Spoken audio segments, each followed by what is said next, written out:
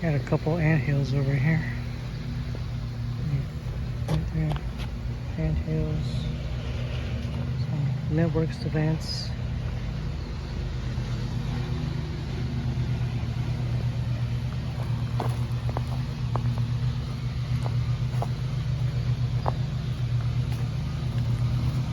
What Bree's doing.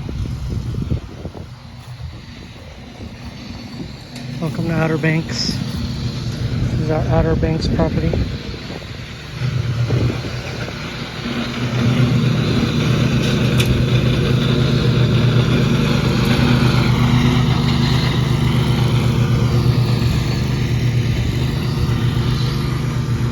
This is the border of Ocoee and Apopka area.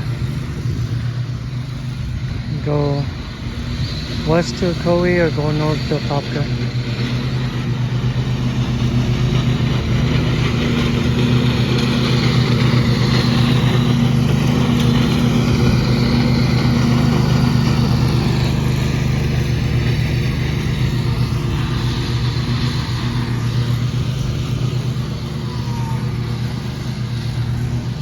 Let Bree finish up what she's doing. I'm gonna go pack up.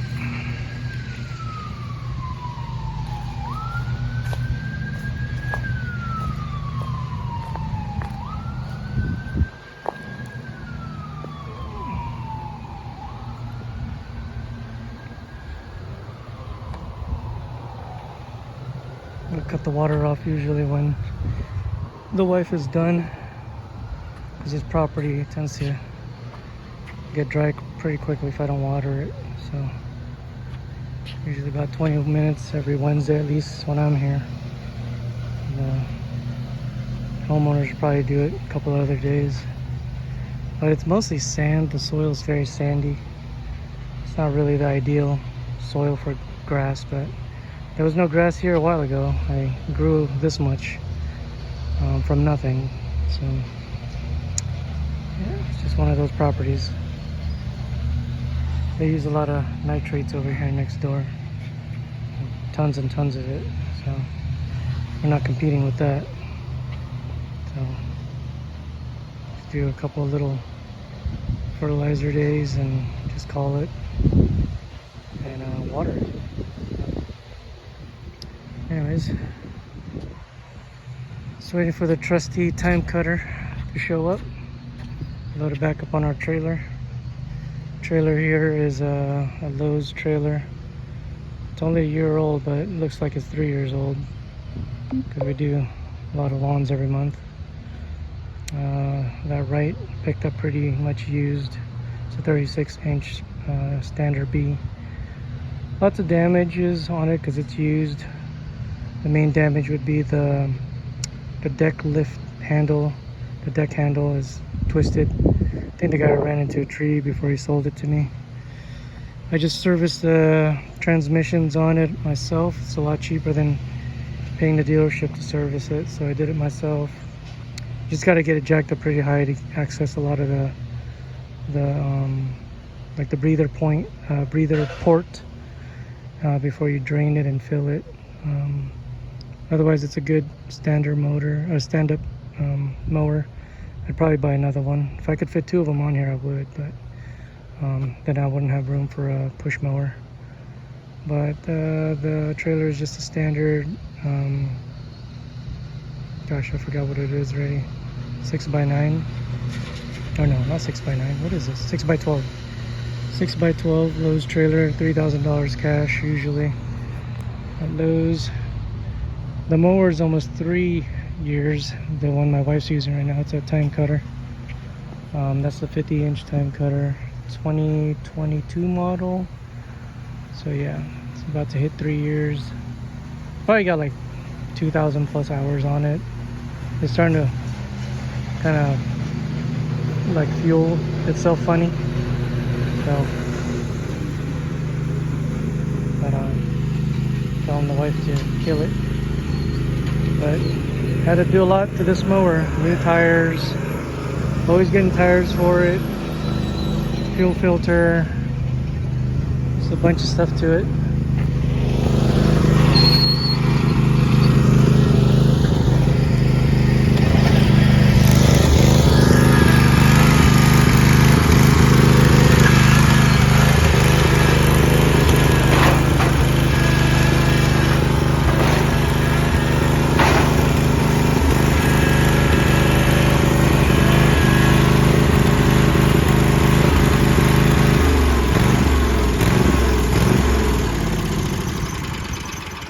kind of running funny the way it does that.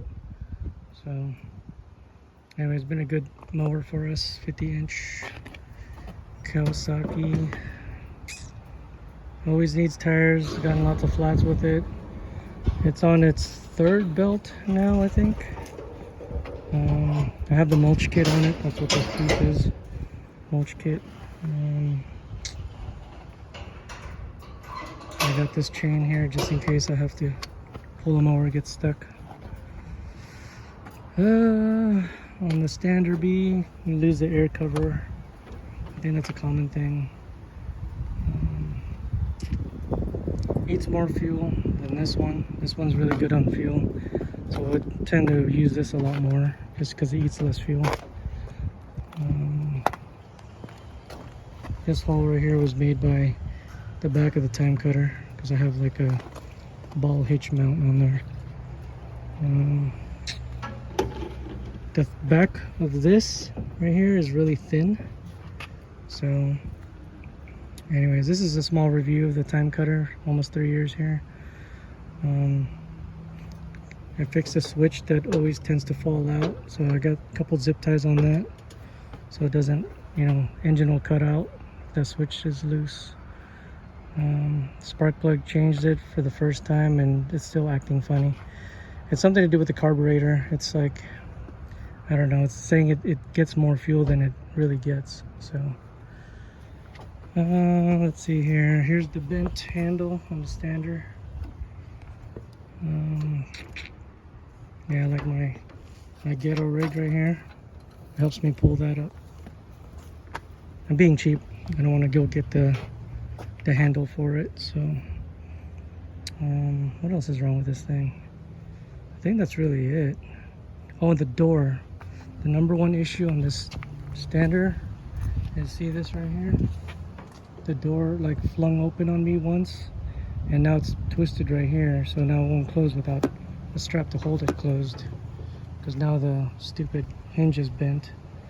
So that's the number one pain in the ass on that, because they didn't do a good job latching that, coming up with a latch. Oh, actually the other number one issue on the Stander B is where the parking arm goes. I'll show you this real quick. So right here, this right here, I don't know if you can see this. This right here is where the parking arm rests, and this bolt, I don't know if you can tell right here. Yep. See right here? This bolt keeps breaking because of the way it's designed for this arm to rest on it. When this arm goes down, I don't know if you can see that, it'll rest right on that bolt. It's hard to see, maybe right there. See that? Yeah, you can see that. This will rest right on the bolt, and if you don't have the head, here, let me see if I can get the camera to zoom in a little bit. If you don't get like a nut on the bolt for the arm to rest on, it'll cut the bolt in half eventually, unless you're gentle with it. So I gotta be smooth with it. So anyways, that's the number one issue with it, and then you can get tires gouged. That's the other issue. But I haven't had to change the belt on this one at all, luckily. I'm just letting the water, as soon as it's done, I'll kill this video, we'll kill the water and we'll go. But I just want to make sure it gets watered. So, huh? Okay, yeah, sure. Hit it. I got like 5 minutes and then we're out of here. Doing a little review on the mowers. This thing looks a little bit beat up, but it came used. So these things are what do you call run flats, or what do you call them? Solid tires. I don't know. They're not. There's no air in it, so it's awesome. You don't have to worry about getting flats. They can ram anything with the front of the thing, but the backs they can get flat pretty easily. These are about $300 for a rim and tire set, so that's frustrating. Find a good tire guy. I got a guy at Firestone that does my tires for me, and he doesn't bend the rim. I took this to a dealer and he bent the rim all the way up. So I bought a spare tire and wheel together sitting in my garage just in case that one completely gives up, because it has a slash here. Sometimes lets a little bit of air out on a cold day. But overall, both these machines, I mean, you could literally have a strong business with these two machines. 50 inch is probably the smallest I'd ever go because I have some big properties. But together is what's recommended, even from the Wright guy. He says, you know, 36 inch and a 50 something is usually the best combo for, you know, either one person or two person crew. Obviously, if you got more than a two person crew, you need more equipment. So, but I just have an edger and, you know, a couple weed eaters in case one runs out of string. You always got one ready. And then in the back of the truck, I always keep multiple blowers. I got this is our strong blower, backup blower, and then small backpack blower, and then an electric blower, and then I got another electric blower inside the truck. And then in here, I just keep fuel. You know, I mark the mixed fuel versus the unmixed fuel.